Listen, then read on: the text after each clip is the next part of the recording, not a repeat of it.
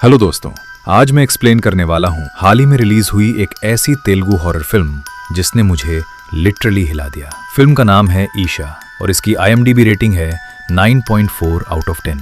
अब भाई 9.4 देखकर मुझे भी लगा ये ओवर हाइप्ड है या सच में खतरनाक, लेकिन ट्रस्ट में फिल्म सिर्फ डराती नहीं, दिमाग भी हिला देती है और इसका ट्विस्ट आपको सोचने पर मजबूर कर देगा। तो चलिए बिना टाइम वेस्ट किए शुरू करते हैं कहानी।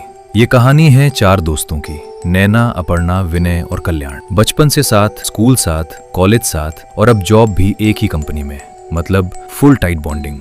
नैना के घर में काम करने वाली एक औरत की बेटी कुछ दिनों से अजीब बिहेव कर रही थी। एक रात वो घर से निकलकर कब्रिस्तान चली जाती है, वहाँ अजीब हरकतें करती है। उसकी माँ डर जाती है, उसे लगता है कि इस पर भूत आ गया है। फिर एंट्री होती है एक स्वामी जी की जो सपोजिडली भूत भगाते हैं, लेकिन जो होता है वो शॉकिंग है। लड़की को बांधा जाता है, उस पर झाड़ फूक होती है और फिर उसे बेरहमी से मारा जाता है और अंत में वो लड़की मर जाती है।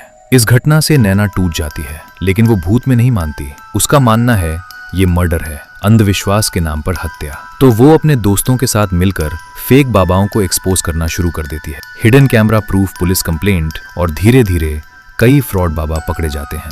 5 साल बीत जाते हैं। अपर्णा और विनय शादी कर लेते हैं। अपर्णा प्रेग्नेंट है और कल्याण अब भी नैना से प्यार करता है। अब एंट्री होती है एक नए किरदार की, डॉक्टर आदिदेव। पहले एक टॉप न्यूरोसर्जन थे अमेरिका में, लेकिन उस पर अपनी वाइफ की मौत का आरोप था। फिर अचानक वो गायब हो जाता है और अब एक गांव में बाबा बनकर रहता है। इन चारों को एक वीडियो मिलता है जिसमें उसकी वाइफ अजीब आवाजें निकाल रही है, पागलों जैसी हरकतें, और फिर अपनी जीभ काट लेती है। अब ये चारों डिसाइड करते हैं इसे भी एक्सपोज करना है, लेकिन अपर्णा को अजीब डर लग रहा होता है। रास्ते में इनकी कार ऑलमोस्ट एक बाइक से टकरा जाती है। बाइक पर थी पुण्यवती अपने पति और बेटे के साथ। टक्कर तो बच जाती है, लेकिन पुण्यवती खाई में गिर जाती है और मर जाती है। मरते समय वो चारों को घूर कर देखती है, जैसे बदला लेने की कसम खा रही हो। आदिदेव उन्हें एक घर में रहने का चैलेंज देता है। 3 दिन रहो, अगर कुछ नहीं हुआ तो मैं हार मान जाऊंगा।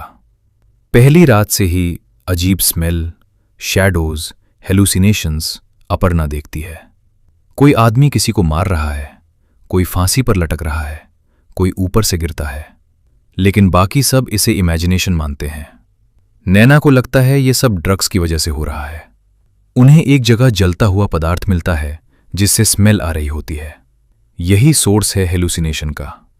लेकिन असली ट्विस्ट यहां है, वो स्मेल सिर्फ हेलुसिनेशन नहीं बल्कि एक आत्मा का संकेत है।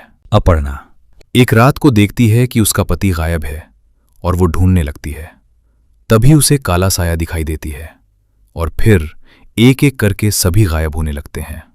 और नैना बाबा से बोलती हैं कि हम हार गए, मुझे बचा लो। तब बाबा बताता है कि तुम्हें मरे तो 3 दिन हो चुका है। बाबा उनकी सारी सच्चाई बताता है कि उस दिन कार दुर्घटना में आपकी मृत्यु हो चुकी है। अगर आपको ऐसी माइंड ब्लोइंग हॉरर एक्सप्लेन चाहिए तो वीडियो को लाइक करो और चैनल को सब्सक्राइब करना मत भूलना। मिलता हूं अगली कहानी में।